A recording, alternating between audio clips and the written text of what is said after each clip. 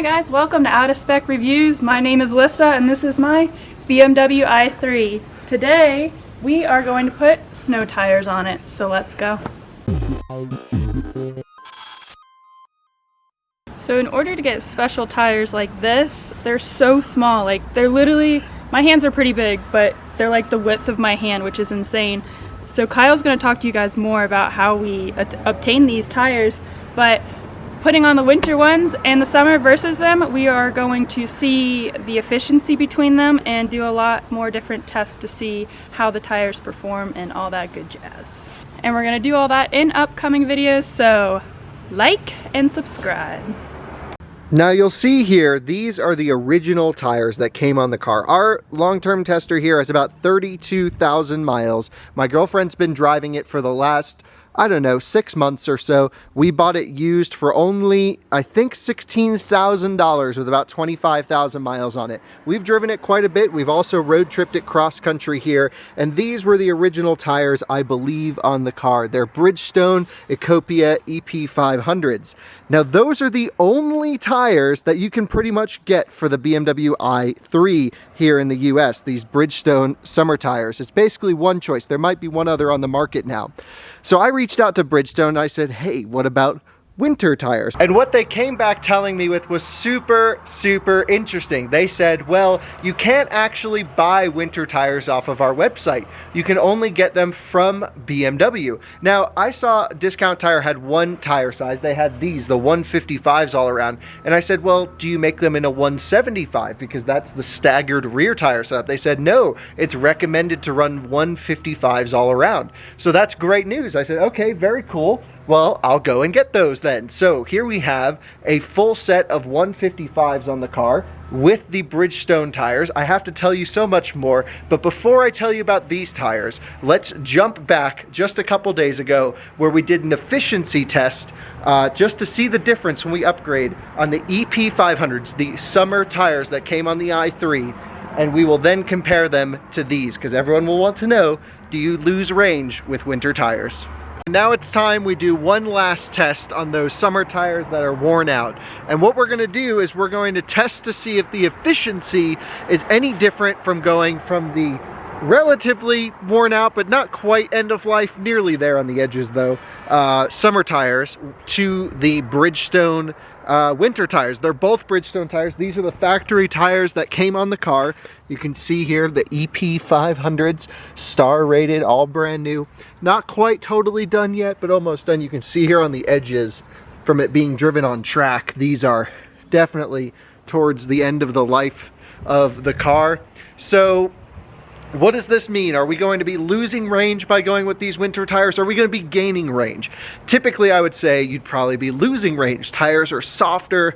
They're not as hard as these. So my guess is we're going to be losing range. The question is by how much? So the way we're going to perform this test is we're going to jump in the i3 now, drive it from our house down to the highway, and we'll go a couple exits down and we will log the efficiency. Thankfully, the car doesn't need to be fully charged for this. We're just looking at consumption. And then we're going to go get the tires installed. Temperature should be about the same because that has a big effect on EVs, of course. And then we're going to do that same exact from here, couple exits down the highway. And we'll see if it's any worse or better. But that is one test that everyone will want to know, is how much range will you lose in the winter time with these tires? And the answer will be, we'll get that for you with the efficiency. So let's go jump in the i3 now, reset the trip meter, and head down the highway. So here we are getting in the i3 with Alyssa. Hi. Okay, so we're gonna go turn the car on, of course. We're gonna go into our trip settings here, and this is going to be where we go to vehicle info, trip computer. We're going to reset everything here. So let's reset all values, yes. Temperature, we're going to run 70, and we're going to run Eco Pro. So everything is going to be the same. Let's check the temperature, of course. It is 52 degrees outside. So ready to rock and roll? Yep, let's go. Let's go see what we get. We'll choose a spot down the road where to end and to look at our consumption. I'll try and drive as consistently as possible. Of course, all of this testing is real world, so it's not crazy scientific. We don't have a laboratory with the car and a dyno, but we are going to do the best we can. Without further ado, let's get going. Gotta put the parking brake off. We're just cruising along now at 55 miles an hour along the Front Range here in Colorado. You can see the tops of the mountains just off in the distance right there. And we'll go down about another, looks like about 4 miles till we make our turn. We'll log the efficiency at the end of that 4-mile stretch, and then we will repeat this exact same route, driving at least as close as possible with the new tires. You can see we're already down to 49 degrees. But one thing I will say about these summer tires, they have insane levels of dry grip, and they are extremely, extremely comfortable to drive on. Really, no excess noise from them, soaks up the bumps really well. Tire pressures are set to manufacturer suggested right before we did this test, of course, and everything is driving pretty nice on the i3. And we are reaching our turn. Selected, Alyssa, trip computer. We have done 5.2 miles per kilowatt hour right there on the screen. Very, very efficient. This was, again, a very low, medium speed-ish run, anywhere between 30 and 55 miles an hour or so. And let's see what we can get with the snow tires. That was pretty awesome. We are now back home after our little range efficiency test, not a range test, efficiency test on the summer setup. Now we have the Blizzak LM500s to go on. These things are legit. Really, look at those snipes in there. This is cool. You can already feel how soft it is. I'm so excited to test these out in the snow. So comment down below if you'd like to see us take this car up to the mountains and see how much snow we can handle on these little things. Look, they're little bicycle tires, 155/70s. And Blizzak is one of the only companies, as I was mentioning, that makes winter tires for the i3. So definitely happy we were able to secure a set of these. And let's go throw them on the car. You want to pick me up in the smart car? Does that work? Sure. Okay, next time we need to get some winters on that car. That'll be a project for another day.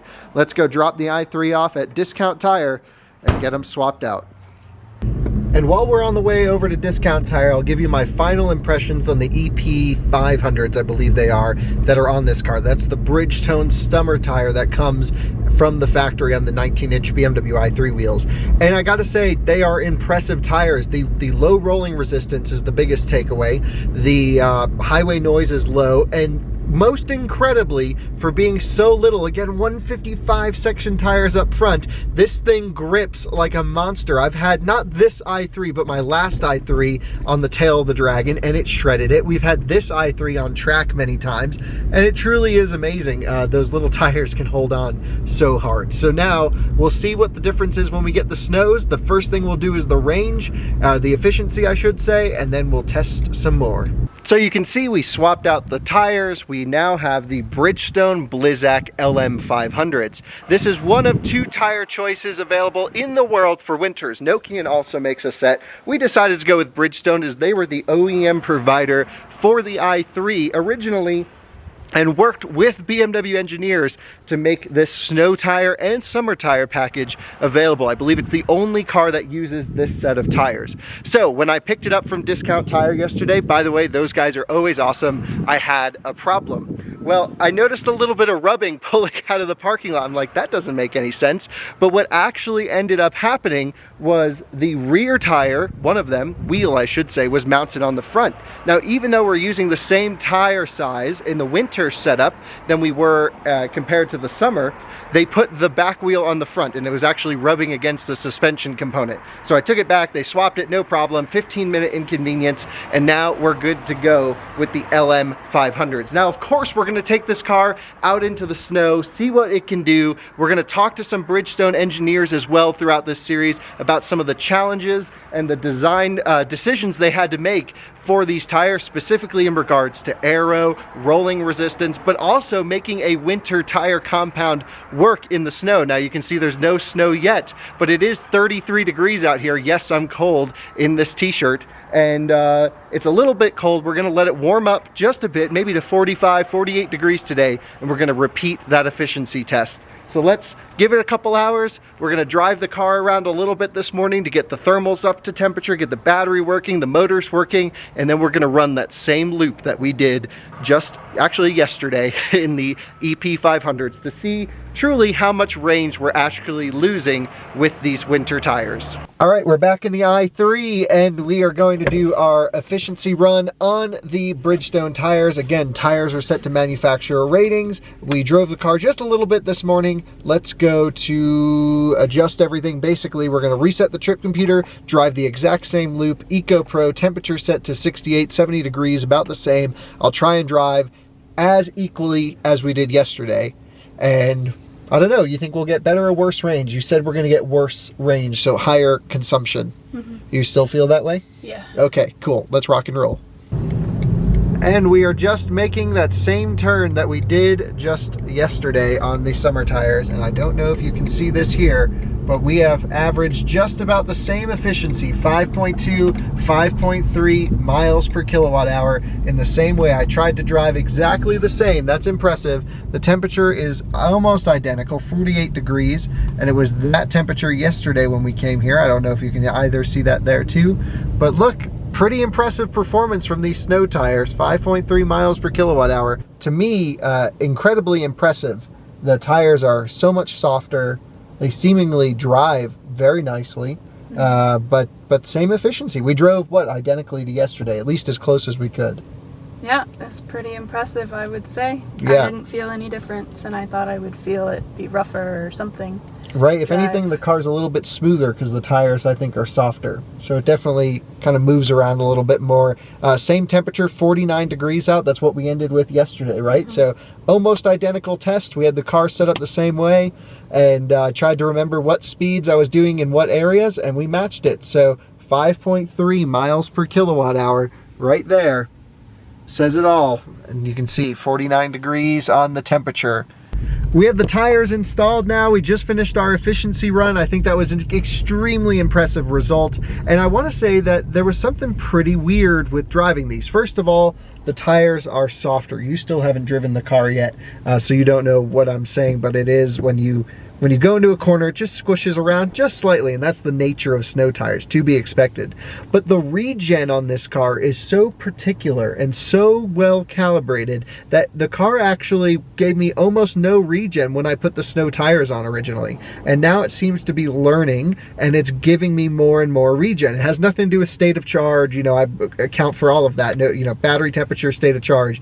This is purely the car figuring out what's going on with the tires on the back. But I will say it was sensitive enough to know that we had different tires on the rear axle, and in a straight line on a dry surface, when you lift your foot off, it kind of hesitated a bit with the regen, and now it seems to be getting progressively better. But I'd say it's still behaving a little bit differently than before. See, look, you get off regen and it coasts for a little bit and then grabs. I hadn't seen that from previous behavior. Pretty interesting. So I'm so happy to be able to get these tires on the car. I'm born and raised in North Carolina, so I've never had snow tires, and I've never really been in the snow. And so it's definitely gonna be an experience this winter to see how I react, and thankfully I have good, trustworthy tires to be able to get me through this winter.